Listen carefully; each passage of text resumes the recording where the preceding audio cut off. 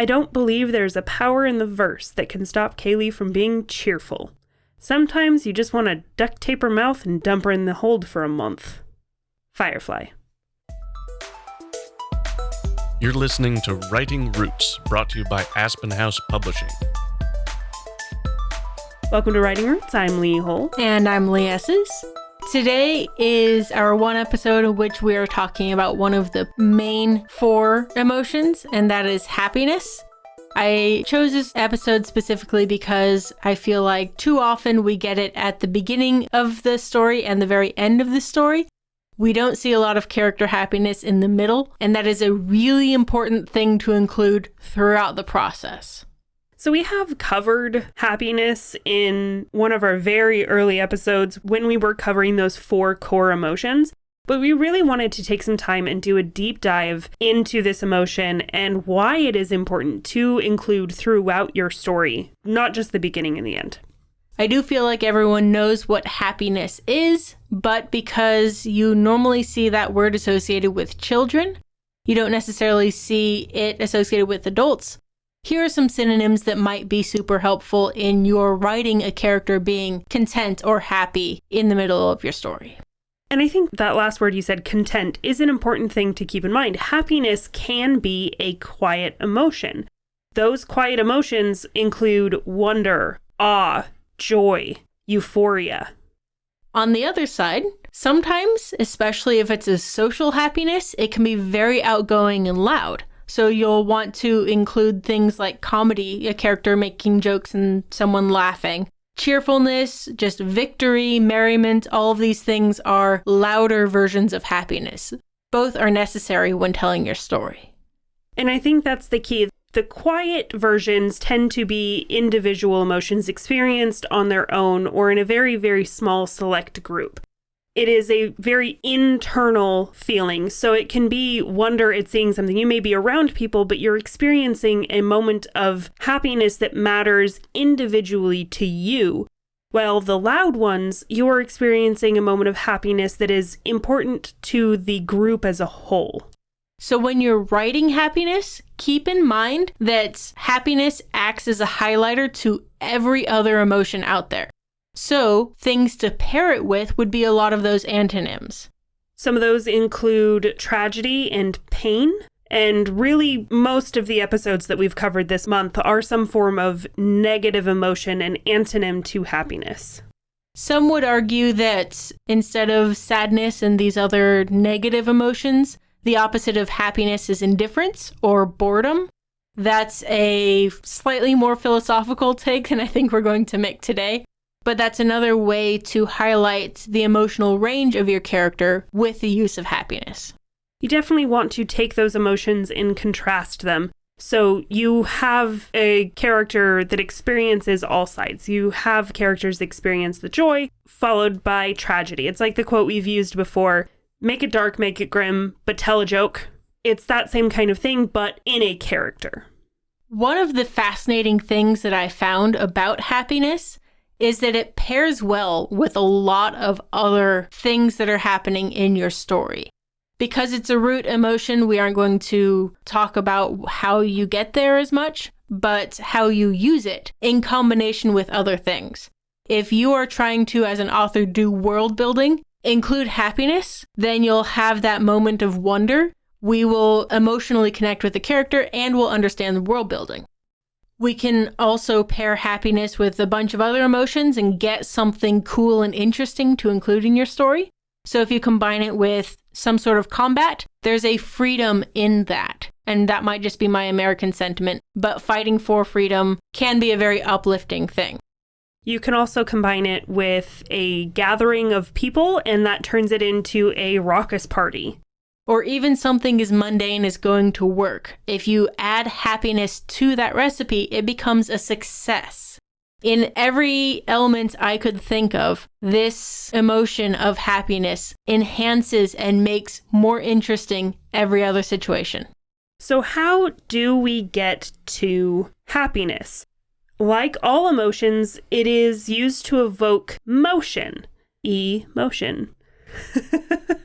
So if you want your character to experience this happiness, you need to have them moving towards something that will give them that happiness. They want to cuddle the puppy or eat the food or go to that party.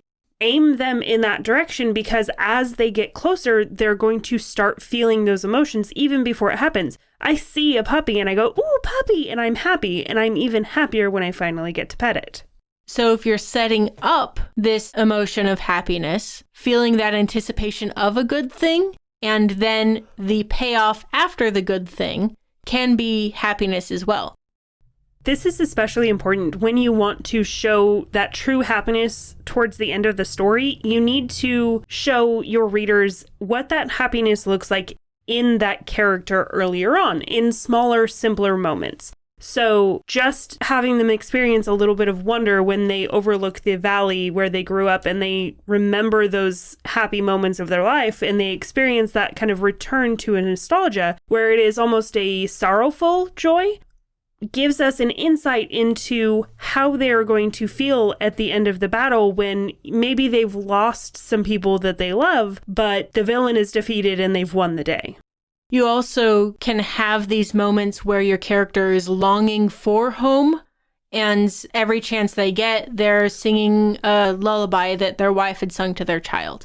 These kind of moments where they're thinking about it constantly, so that when they do get it, we know already before you as the author have to say anything that this character is happy. If the character is just slack-jawed staring when this thing comes out, we will interpret that slack-jawed staring as they are thrilled beyond words. So why do we include happiness? It is probably one of the best emotions for being relatable, because all of us want happiness. Even if we don't always feel it, especially if anybody has depression, it is something that we want. So we want to be able to cheer on these characters and enjoy their happiness with them. Which means you, as the author, need to make the characters likable. You need to make them someone that I would want to celebrate with.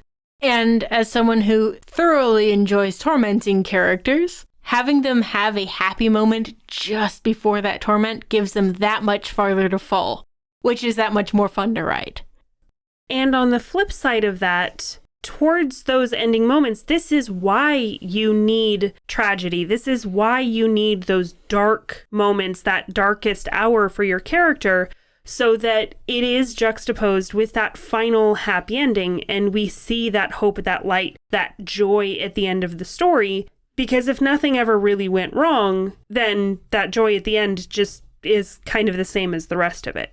So you do need to have both of the extremes in these opposite emotions to really tell your story well. And you can place them before or after each other depending on the effect that you want to get out of it. So how do I tell this in my story? How do I show that my character is excited about something?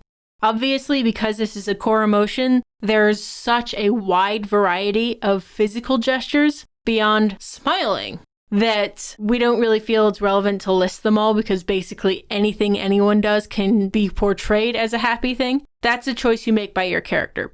But there are some things that you can do in your story to show that your character is happy.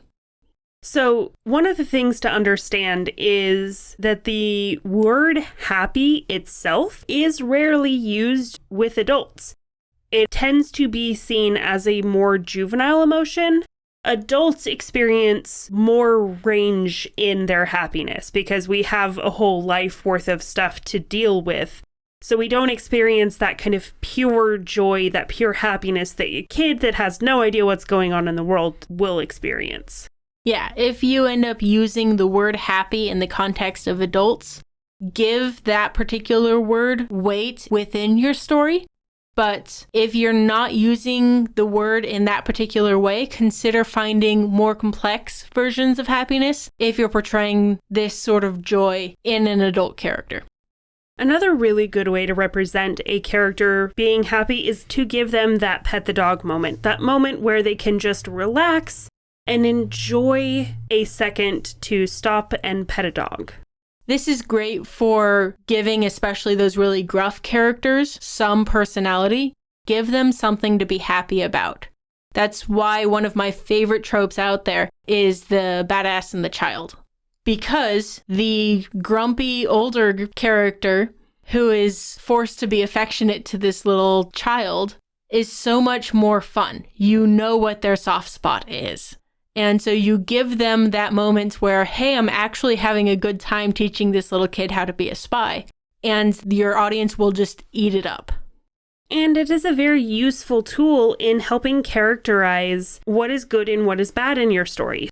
We just finished listening to Tress of the Emerald Sea, and there's this moment where she starts actually playing with these monsters that everyone else fears. And that is the moment where it helps shift in the reader's mind that maybe these aren't so bad. These aren't apocalyptic monsters that are going to kill everybody who enters their territory, but a tool that can be used if you don't fear it. This helps us as the readers realign with what's truly a monster and what's not a monster. This little moment of joy of interacting with something, because puppies can't be monsters. And if we're having a good time rolling on our back and playing with this critter, then we are going to like it. It is no longer a monster in the audience's mind. So a lot of, especially your Act 2 questions about how do I move this forward? How do I keep this interesting without making it feel like it's just problem after problem? A lot of these issues can be resolved when you write a very happy character and write selfishly. If you have a question or comment for our hosts or a topic you'd like us to cover, send us an email at writingroots@aspenhousepublishing.com or find us on Facebook by searching for Aspen House Publishing.